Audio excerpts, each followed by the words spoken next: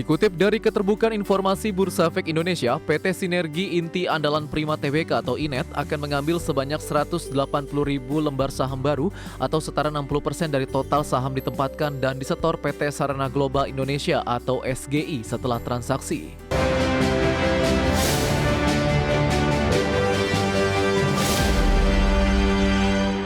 Informasi emiten pemirsa di mana PT Sinergi Inti Andalan Prima Tbk atau INET berencana mengakuisisi 60% saham PT Sarana Global Indonesia atau SGI, di mana aksi korporasi dilakukan melalui penyertaan modal senilai 280,40 miliar rupiah.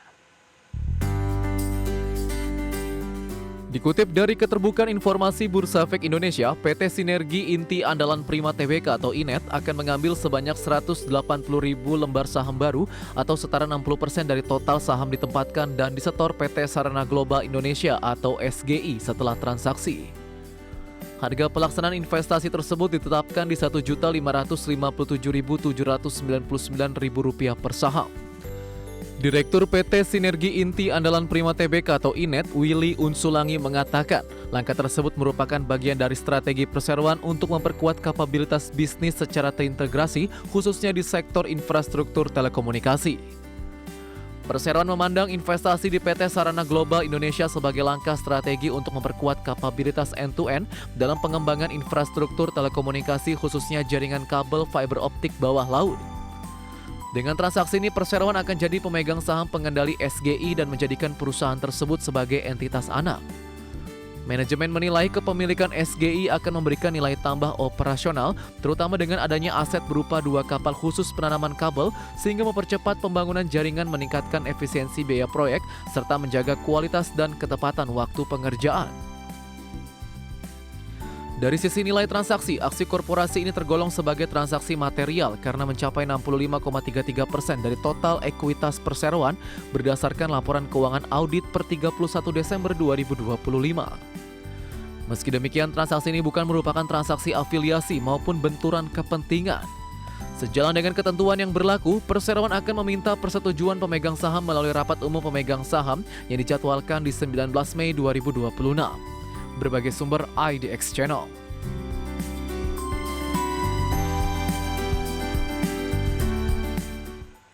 Dan secara teknikal, pergerakan saham INET di sepanjang perdagangan hari ini lebih dominan bergerak di zona hijau, pemirsa, seiring juga dengan penguatan indeks harga saham gabungan. Dan dari sisi teknikal hampir mirip, di mana saham INET dibuka di zona merah tadi, pasca di pembukaan tertekan kemudian berbalik ke zona hijau dan mengalami penguatan yang cukup signifikan. Langsung saja kita ke grafis yang pertama, pemirsa. Saham INET dibuka di level 274 di zona merah setelah ditutup menguat di perdagangan akhir pekan lalu di level 284. Kemudian pada pukul 10:15 saham INET berbalik ke zona hijau di level 292 di 11.40 menguat ke level 308. Pada penutupan sesi pertama pada siang tadi penguatan tertahan di 302, kemudian di pembukaan sesi kedua penguatan lebih ke arah terbatas di level 300-an. Namun di 1 jam jelang penutupan perdagangan di hari ini saham INET kembali mengalami penguatan yang signifikan dan sempat menembus ke level intraday hari ini di 314 pemirsa. Saat ini laju penguatan kembali terbatas di 8,45% di level 308. Kita akan coba lihat pergerakan saham INET dalam beberapa bulan terakhir. Di perdagangan 23 September masih bergerak di level 238, 2 Desember mengalami penguatan yang signifikan ke 650-an, bahkan di perdagangan pekan pertama di Januari, INET melesat di 685. Februari, Maret, dan April kembali cenderung tertekan, memangkas 50%, lebih ya dari capaian tertinggi di 685, hampir mendekati ke 700-an, dan saat ini kembali diperdagangkan di level 300-an. Dari sisi valuasi dengan beberapa indikator yang ada, kita akan coba lihat dari posisi PER-nya di 275,91 kali, PSR-nya di 73,59 kali, PBV-nya di 15,74 kali, dan PCFR di 19,29 kali. Ya, kombinasi secara fundamental, teknikal, dan juga dari sisi valuasi, dan semoga bisa menjadi salah satu referensi untuk Anda, pemirsa IDX Channel. Beralih ke informasi indikator perdagangan lainnya, pemirsa, di mana nilai tukar rupiah melemah terhadap dolar Amerika Serikat di perdagangan pertama pekan ini seiring penguatan dolar Amerika Serikat di pasar global. Dikutip dari data RTI hingga Senin siang tadi, rupiah melemah di 0,15% di 17.110 per dolar Amerika. Di mana sebelumnya rupiah dibuka melemah tipis di 0,09% di 17.100 per dolar Amerika dan intraday sempat melemah ke 17.128 per dolar Amerika. Sementara indeks dolar Amerika di Senin pagi tadi menguat di 0,37% di 99,010. Dolar Amerika Serikat melonjak seiring investor kembali memburu aset aman setelah pembicaraan panjang antara Washington dan Teheran belum menghasilkan kesepakatan damai. Kondisi ini membuat pasar kembali dibayangi ketidakpastian. Sementara itu Presiden Amerika Donald Trump menyatakan Angkatan Laut Amerika akan mulai memblokade Selat Hormuz, jalur sempit yang dilalui sekitar 20% pasokan energi harian dunia dan yang secara efektif telah ditutup Iran sejak perang pecah pada akhir Februari lalu. Kita akan update seperti apa pergerakan nilai tukar rupiah terhadap sejumlah mata uang utama berikut ini. Dapat Anda saksikan grafis di layar televisi Anda, pemirsa. Pergerakan nilai tukar rupiah terhadap dolar Amerika Serikat di 17.116 rupiah, kemudian terhadap euro di 20.023 rupiah, pound sterling di level 22.970 rupiah, kemudian terhadap yen Jepang di 107,24 rupiah.